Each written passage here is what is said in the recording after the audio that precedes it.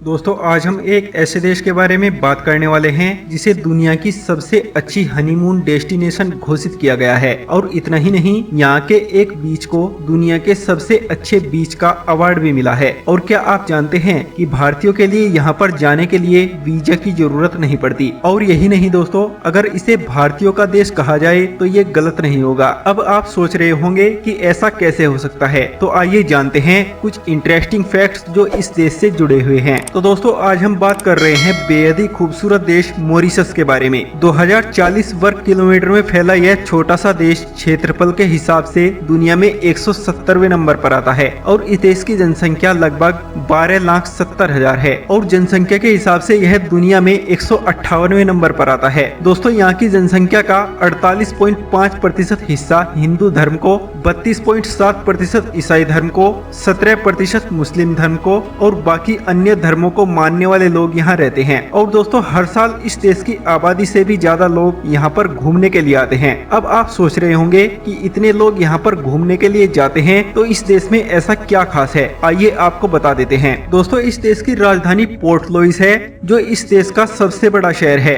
आपको बता दें कि यह देश कुछ आइसलैंड से मिलकर बना हुआ है और यह आइलैंड 8 मिलियन साल पहले समुद्र से निकले लावे से बना था। और इसी वजह से आज भी इस देश में कई एक्टिव वोल्केनो मौजूद हैं और रात के समय में इन वोल्केनो से निकलता हुआ लावा बेहद ही खूबसूरत लगता है। तो दोस्तों अगर आप यहाँ घूमने के लिए जाते हैं तो उन एक्टिव वोल्केनो को एंजॉय करना बिल्कुल न भूलें। ऐसा न हो जाए कि आप होटल के कमरे में रात को खर्राटे मारो और इसे मिस कर दो। इसीलिए हमने यह बात आपको बताना जरूरी समझा। दोस्तों इस देश को मिनी इंडिया के नाम से भी जाना जाता है क्योंकि इस देश में आधे से ज्यादा लोग भारतीय हैं। अब आप सोच रहे होंगे कि इस देश में भारतीय पहुँचे कैसे, तो चलिए आपको बता देते हैं। लगभग सन 1810 में मॉरिशस पर ब्रिटिश लोगों का राज था और उस वक्त इस देश की अर्थव्यवस्था कृषि पर निर्भर थी। इसलिए गन्ने के खेतों में काम करने के लिए बड़ी संख्या में भारतीय मजदूरों को लाया गया। हालांकि 1968 में यह देश आजाद हो गया था, लेकिन इसके बाद भी भारत से गए हुए मजदूर यहीं पर बसकर रह गए। दोस्तों बहुत ही ज्यादा संख्या भारतीयों की होने के कारण इस देश में आपको भारत की छवि देखने को मिल जाएगी। जी हाँ, अगर आप यहाँ घूमने के लिए जाएंगे तो आपको उत्तर प्रदेश की तरह हरे भरे गन्ने के खेत, बिहार के लोगों की तरह भोजपुरी बोलते लोग और महाराष्ट्र के जैसी काली मिट्टी के साथ साथ भारतीय वेशभूषा में झूमर, कजरी और रतवाई नृत्य करती महिलाएं नजर आ जाएंगी। दोस्तों यह देश दुनिया के उन गिने चुने देशों में से एक है जिनका नाम किसी इंसान के नाम पर रखा गया है।